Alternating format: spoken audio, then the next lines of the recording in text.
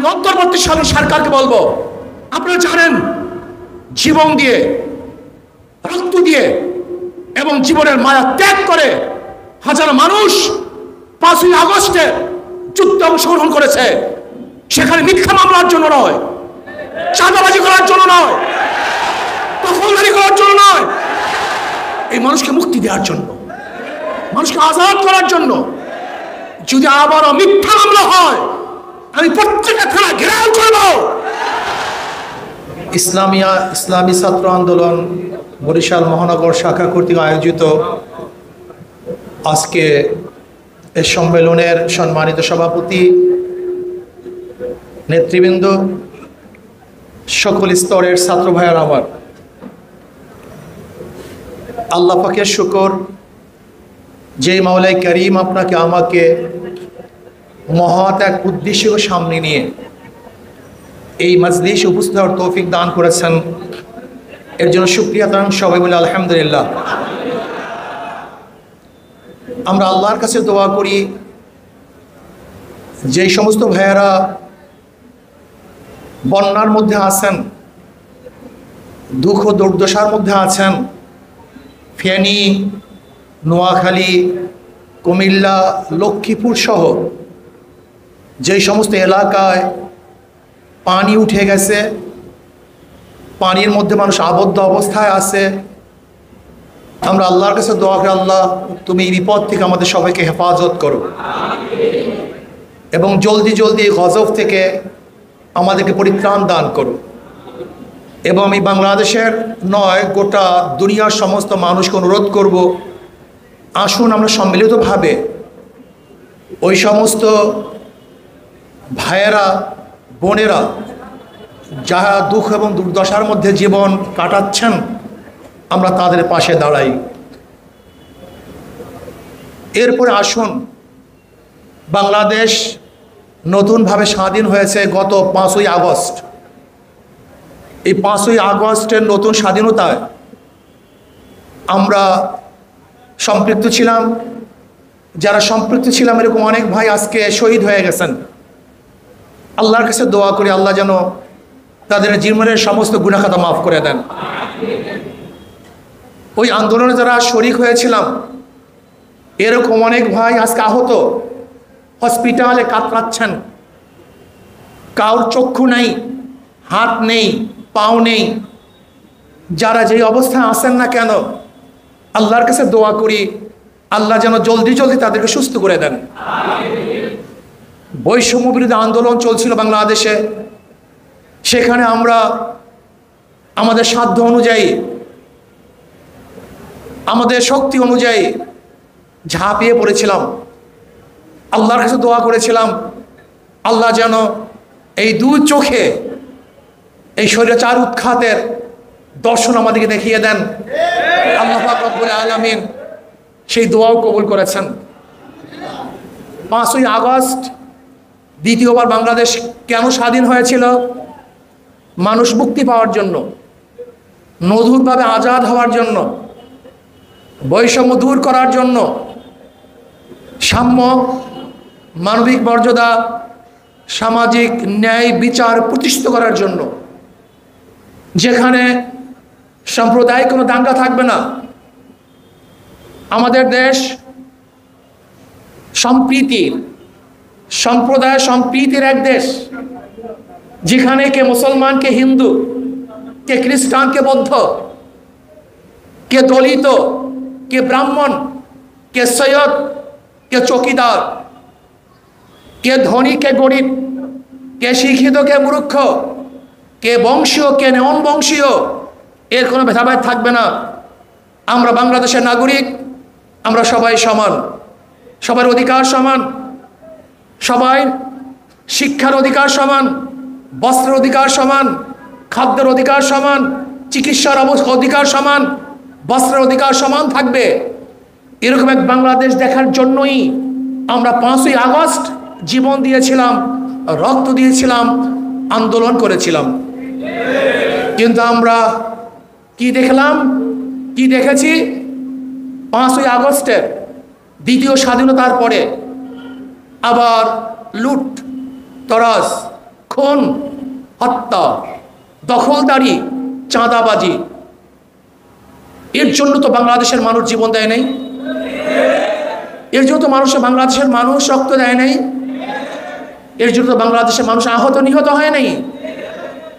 আজকে দেখেন, বাংলাদেশ ৭১ স্বাধীনতার পরে এই ৫২ বা ৫৩ বছর যারা ক্ষমতায় ছিল, এই জাতির আশা এবং আকাঙ্ক্ষার প্রতিফলন তারা ঘটাতে পারে নাই। প্রত্যেকটা শাসক তারা দল এবং ব্যক্তিকে প্রতিষ্ঠিত করেছে, এদেশের জনগণকে প্রতিষ্ঠিত করতে ব্যর্থ হয়েছে। আওয়ামী সরকার দীর্ঘ ১৬ বছরে কি করেছে? সমস্ত খাত ধ্বংস করে ফেলেছে। শিক্ষা খাতের অবস্থা কি দেখছি? ভণ্ডুল হয়ে গেছে। যে সিলেবাস করা হয়েছে সেখানে মানুষরূপী মানুষগুলি ওই শিক্ষা প্রতিষ্ঠান থেকে জানোয়ার হয়ে বের হতে বাধ্য করেছে। মানুষরূপী মানুষগুলি সেখানে একটা অত্যাচারী এবং জালেম হিসাবে গড়তে এই বর্তমান সিলেবাস প্রশিক্ষণ দিয়েছে। শিক্ষা ব্যবস্থাকে ভণ্ডুল করে ফেলেছে, ধ্বংস করে ফেলেছে। পরীক্ষা ব্যবস্থাকে অটো পাসের ব্যবস্থা করেছে, যা গোটা দুনিয়ার কেউ দেখে নেই। আসলে শিক্ষাঙ্গন ছেড়ে বাচ্চারা গাঁজা এবং মদের আসরে বসে গেছে। সারাদিন অনলাইনের পড়ার নামে আজকে সন্তানেরা সারাদিন ফেসবুক, ইউটিউব এবং নেটের মধ্যেই তারা নিমজ্জিত থাকে। বইয়ের কাছেও তারা যেতে পারছে না। এই হলো বর্তমান অবস্থা। শিক্ষার অবস্থা খারাপ, প্রশাসনের অবস্থাতে দেখছেন, অর্থনীতির অবস্থা দেখেছেন। আজকে যে সন্তান জন্মগ্রহণ করবে তার মাথার মধ্যেও ১.৫ লক্ষ টাকার ঋণ, ১.৫ লক্ষ টাকার ঋণ নিয়ে আজকে একটা সন্তান জন্মগ্রহণ করবে। প্রিয় ভাইয়ার আমার, ব্যাংকগুলিকে ডাকাতি করে সব শূন্য করে ফেলেছে। এরপরে আসুন অর্থনীতির অবস্থাতে বললাম, চিকিৎসার অবস্থাটা কি? বরিশাল মেডিকেলের অবস্থা দেখেন, যেখানে হাজার হাজার কোটি কোটি টাকা শিক্ষা খাতে বরাদ্দ, সেখানে বাংলাদেশের মানুষ চিকিৎসাবিহীন ধুকে ধুকে মরতেছে। আজকে বাংলাদেশের মানুষ সুচিকিৎসার জন্য বিদেশে বাড়ি দিচ্ছে, অথচ বাংলাদেশে আজ পর্যন্ত এই 53 বছরে যারা ক্ষমতায় ছিলাম সুচিকিৎসার ব্যবস্থা বাংলাদেশে করতে পারেনি। অথচ মালয়েশিয়ায় মাহাথির মোহাম্মদ যখন অসুস্থ হয়ে যান, পরামর্শ দেওয়া হলো আপনি বিদেশে গিয়ে চিকিৎসা করেন। তিনি বলেছেন, না, আমি আমার দেশে হসপিটাল করে তারপরে চিকিৎসা নেব, আমি বিদেশে চিকিৎসা নেব না। অথচ আমাদের দেশের যারা ক্ষমতায় ছিল তারা তো বিদেশে চিকিৎসা নেয়, আর আমাদের দেশের গরিব এবং যারা বিদেশে যেতে পারে না তারা ধুকে ধুকে মরার ব্যবস্থা করেছে। এরপর আসুন বিচার বিভাগের অবস্থা কি দেখেছি। বিচার বিভাগ এক স্বাধীন বিভাগ ছিল, কিন্তু সেই বিচার বিভাগ স্বাধীনতা ছিল না, পরাধীন ছিল, সরকারের কাছে পরাধীন। সরকারি ইশারায় বিচারকরা কলম ঘুরাতো। এর নাম কি স্বাধীন বিচার ব্যবস্থা? যেখানে খুনিরা বুক ফুলিয়ে রাস্তায় হাঁটত, আর যারা নির্দোষ নিরপরাধ তারা ধুকে ধুকে জেলখানায় মরত এবং ফাঁসিতে ঝুলত। আমরা বিগত সরকারকে দেখেছি আয়না ঘর তৈরি করেছে, যেখানে সূর্যের আলো পুষত না, এমনকি পরিবার পরিজন জানতে পারত না আমার ভাই, আমার স্বামী, আমার সন্তান জীবিত না মৃত। এতটুকু খবর নেওয়ার সুযোগও ছিল না। এর চেয়ে বড় জালেম এবং জুলুম আর কিছুই হতে পারে না। এরপর আসুন আজকে আন্তর্জাতিক বিভাগের অবস্থাটা কি। সেখানে গোলামি আর গোলামি, নত জানো ভারতের কাছে সবসময় মাথা নত করে চলতো। আজকে বাংলাদেশের যে বন্যা সৃষ্টি হয়েছে, এটা ভারতের আসার পানির মাধ্যমেই আমাদের বাংলাদেশে বন্যার সৃষ্টি হয়েছে। ফারাক্কাবাদের সমাধান আজ পর্যন্ত করতে পারি নাই, তিস্তার সমাধান আজ পর্যন্ত করতে পারি নাই। বাংলাদেশে বর্ষার সিজনে ভারত থেকে যে পানি আসে, সেই পানিকে আজ পর্যন্ত আমরা বাধা দিতে পারি নাই। আজকে আমি বর্তমান সরকারকে বলবো, আসুন আমরা বাংলাদেশের উপর থেকে একটা বাঁধ নির্মাণ করি, যে বাঁধের মাধ্যমে আমরা পানিকে নিয়ন্ত্রণ করব। যখন প্রয়োজন হয় আমরা পানি ছেড়ে দেব, যখন প্রয়োজন হয় আমরা পানিকে বদ্ধ করে রাখবো। তাহলে আমি বিশ্বাস করি আমাদের প্রতি বছর এই পানিতে আর ডুবতে হবে না, আমরা সবাই সুন্দর মতো জীবন যাপন করতে পারব। এরপর আসুন বৈষম্য বিরোধী আন্দোলনে আমরা যারা শরীর ছিলাম, আমরা যারা আন্দোলন করেছিলাম, আমাদের আশা কি ছিল? মানুষ শান্তি পাবে, মুক্তি পাবে। কিন্তু 5 তারিখের পরে যারা লুট করেছে, দখলদারি করেছে, নির্যাতন করেছে, নিশ্চয়ই তারা এই সংগ্রামের কোনো শরিক ব্যক্তি হতে পারেন না, বরং তারা অবশ্যই আমাদের নীতি আদর্শের বিরোধী এক চক্র। এদেরকে চিহ্নিত করতে হবে, এদেরকে চিহ্নিত করতে হবে কারা প্রতিষ্ঠান দখল করতেছে। এই যে দেখেন সাগরদী মাদ্রাসা, জোরপূর্বক ভারপ্রাপ্ত প্রিন্সিপালকে কারা রিজাইন করতে বাধ্য করতেছে। বিভিন্ন প্রতিষ্ঠান থেকে জোরপূর্বক প্রিন্সিপাল বা শিক্ষকদেরকে কারা রিজন দিতে বাধ্য করেছে। কারণটা কি? কেন পদত্যাগ করতে হবে? বিচার আছে, যদি অন্যায় করে আমরা তার বিরুদ্ধে অভিযোগ দিতে পারি, অভিযোগ তদন্ত হবে, তদন্তের ভিত্তিতে তাকে সেখান থেকে বহিষ্কার করা হবে। কিন্তু এরকম সংস্কৃতি চালু হলো, ছাত্ররা গিয়ে জোরপূর্বক তাদেরকে পদত্যাগ করতে বাধ্য করবে। এর জন্য কিন্তু আমরা আন্দোলন করি নেই। আমি অন্তর্বর্তী সরকারকে বলবো যে শিক্ষা ডিপার্টমেন্টে আসেন, যেখানে যেখানে জোরপূর্বক ওস্তাদদেরকে, প্রিন্সিপালদেরকে পদত্যাগ করতে বাধ্য করেছে, আপনার তদন্তের ভিত্তিতে যদি তারা দোষী না হয় তাদেরকে দ্বিতীয়বার সেখানে কাজ করার সুযোগ করে দেন। এইটা আমরা চাই, আমরা বৈষম্য চাই না। আমরা আওয়ামী লীগের বিরুদ্ধে মিথ্যা মামলার অভিযোগ তুলি, আওয়ামী লীগ মিথ্যা মামলা দায়ের করেছে, কিন্তু আজকেও বরিশাল, এই বরিশাল থানায় গিয়ে দেখেন আমাদের আব্দুল হালিম মাস্টার, আমাদের চরমনি ইউনিয়নের সহসভাপতি, তার বিরুদ্ধে আবার নতুনভাবে মিথ্যা মামলা হয়েছে। আমাদের আব্দুল রশিদ ভাই, আমাদের দায়িত্বশীল, তার বিরুদ্ধেও আবার মিথ্যা মামলা হয়েছে। আমি অন্তর্বর্তী সরকারকে বলবো, আপনারা জানেন জীবন দিয়ে, রক্ত দিয়ে এবং জীবনের মায়া ত্যাগ করে হাজার মানুষ 5ই আগস্টে যুদ্ধে অংশগ্রহণ করেছে। সেখানে মিথ্যা মামলার জন্য নয়, চাঁদাবাজি করার জন্য নয়, দখলদারি করার জন্য নয়, এই মানুষকে মুক্তি দেওয়ার জন্য, মানুষকে আজাদ করার জন্য। যদি আবারও মিথ্যা মামলা হয় আমি প্রত্যেকটা থানা ঘেরাও করব এবং মিথ্যা মামলা তুলে নিতে বাধ্য করবে ইনশাআল্লাহ। মেরে ভাইয়েরা আমার, আমাদের বর্তমান অন্তর্বর্তীকালীন সরকার তিনি বলেছেন যে আমি ছাত্র কর্তৃক নিয়োজিত। আমি তাকে বলবো, এখানে যদি একটু কথা বলতেন তাহলে বৈষম্য বিরোধী আন্দোলনের মূল লক্ষ্য এবং উদ্দেশ্য প্রতিফলিত হতো। সেটা হলো আন্দোলনকারী লোকেরা আমাকে বসিয়েছে, আন্দোলনকারী লোকেরা বসিয়েছে। মনে রাখতে হবে এই আন্দোলন 5ই আগস্টের আন্দোলন, বিপ্লব এবং সংগ্রাম এবং স্বাধীনতা কোন এক ব্যক্তির, কোন এক দলের এবং কোন এক গোষ্ঠীর নয়।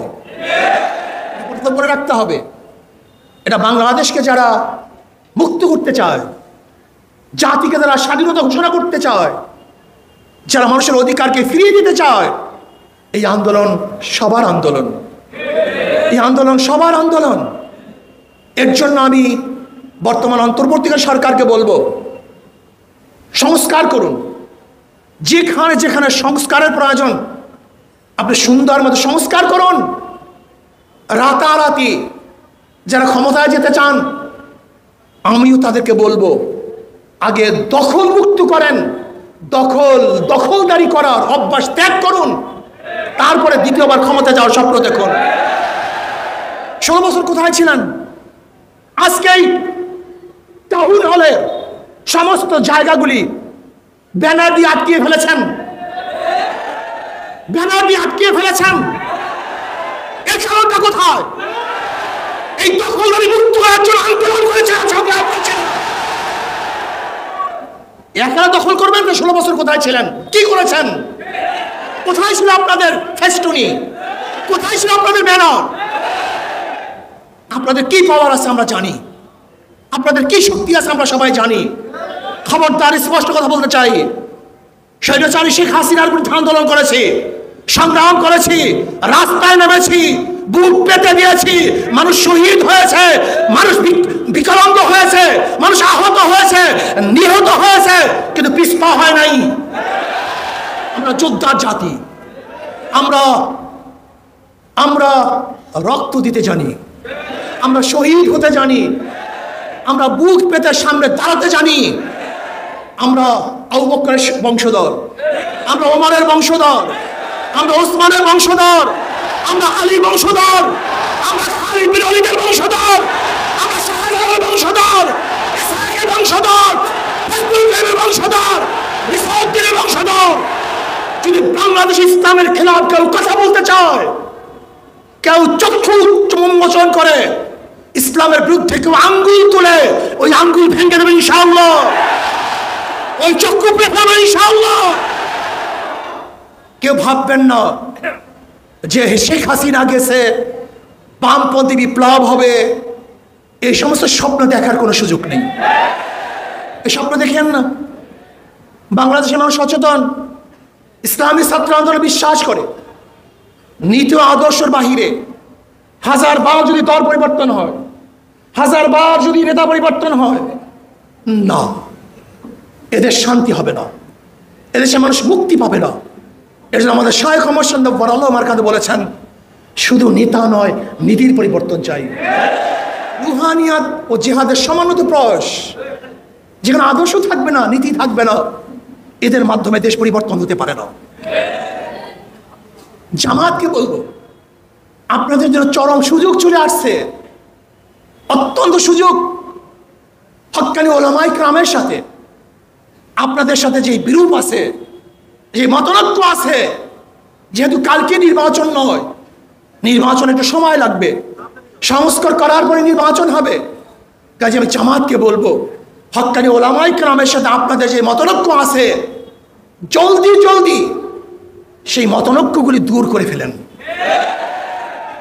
আপোসের মধ্যে এক হয়ে যাই। মাঝখানে মাদার গাছ লেগে, মাঝখানে মাদার গাছ রেখে যতই বুক মিলাবার চেষ্টা করি না কেন, বুক মিলবে না, বরং মিলাতে গেলে আমাদের উভয়ের কষ্ট হবে। কিন্তু জামাতের জন্য চরম সুযোগ। ওলামায়ে কেরামের সাথে, হক্কানি ওলামায়ে কেরামের সাথে যে মতানৈক্যগুলি আছে, আমরা বসে সমাধান করে ফেলি। যদি আমাদের উপরে কোনো মতানৈক্য থাকে, প্রশ্ন থাকে, আমাদেরকে বলুন, আমরা ইনশাআল্লাহ সেই মতানৈক্য দূর করে সবাই ঐক্যবদ্ধভাবে এই বাংলাদেশে ইসলাম হুকুমত কায়েম করি, মানুষের অধিকার ফিরিয়ে দিন। এই বাংলাদেশ সবাই বাংলাদেশ। এই বাংলাদেশ মুসলমান, হিন্দু, খ্রিস্টান, বৌদ্ধ, ইয়াহুদি,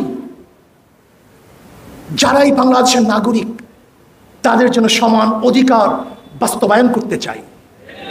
এখানে থাকবে মিডিয়া কর্মীদের সমান অধিকার, এখানে থাকবে রিক্সাওয়ালাদের সমান অধিকার, এখানে থাকবে জেলে তাঁতি, মজদুর, কুলি, ঋষি, কামার, যে যেখানে যেইভাবে জীবিকা নির্বাহ করে, তাদের সমান অধিকার আমরা বাস্তবায়ন করতে চাই। এর জন্য আসুন, বাংলাদেশকে বিনির্মাণ করার জন্য নীতির ও আদর্শের পরিবর্তন ব্যতীত কোনোদিন বাংলাদেশ বিনির্মিত হবে না, হতে পারে না।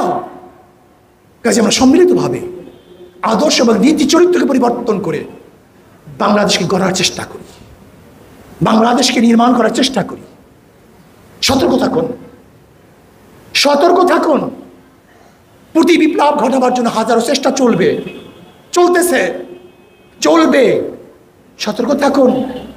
যখনই আবার ডাক দেওয়া হবে, তখনই যার যা কিছু আছে তা নিয়ে আবারও ঝাঁপিয়ে পড়তে হবে।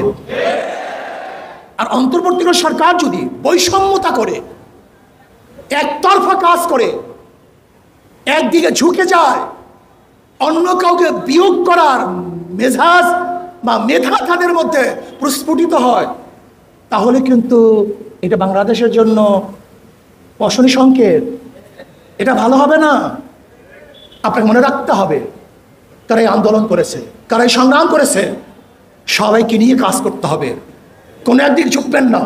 যদি আপনি ঝুঁকেন, এটা আপনার সংস্কারের জন্য বাধা হবে, ঠিক হবে না, বাধা হবে। আর আহলে হক যত ওলামায়ে কেরাম আছেন, যত সংগঠন আছেন, আমি অনুরোধ করবো, আসুন আমরা সবাই এক হয়ে যাই, সবাই এক হয়ে যাই, একসাথে কাজ করি, একসাথে রাস্তায় চলি, একসাথে আমরা উঠা বসা করি। যে আমরা এক হয়ে যাই, আগামী বাংলাদেশ ইসলামিক বাংলাদেশ, আগামী বাংলাদেশ ইসলামী হুকুমতের বাংলাদেশ, আগামী বাংলাদেশ জুলুম এবং নির্যাতন মুক্ত বাংলাদেশ, আগামী বাংলাদেশ ঘুষ মুক্ত বাংলাদেশ, আগামী বাংলাদেশ চাঁদা মুক্ত বাংলাদেশ, আগামী বাংলাদেশ দুর্নীতি মুক্ত বাংলাদেশ, আগামী বাংলাদেশ হবে সমস্ত মানুষের বাংলাদেশ। কাজে আসুন ঘুষ, চাঁদা, দুর্নীতি মুক্ত করে বাংলাদেশকে গড়ার জন্য আজকের থেকে এই ছাত্র আন্দোলনের শপথ গ্রহণ করতে হবে, দাঁড়ে দাঁড়ে ঝাঁপিয়ে পড়তে হবে, প্রত্যেকটা ছাত্রকে ছাত্র আন্দোলনে আনতে হবে। ছাত্র আন্দোলনের ছায়া তলে যখন সমস্ত ছাত্ররা চলে আসবে, সেই দিনই আবার পূর্ব আকাশ থেকে নতুন সূর্য উদিত হবে ইনশাআল্লাহ। সেই দিনই বাংলাদেশের মানুষ মুক্তি পাবে, শান্তি পাবে, আজাদি পাবে। আসুন আমরা বাংলাদেশে গড়ার জন্য, ইসলাম হুকুমত কায়েম করার জন্য, সমস্ত মানুষের অধিকারকে ফিরিয়ে দেওয়ার জন্য আবারও চেষ্টা করব, দাওয়াত দেব, সংগ্রাম করব। আল্লাহ আমাকে এবং আমাদের সবাইকে সম্মিলিতভাবে কাজ করার তৌফিক দান করেন।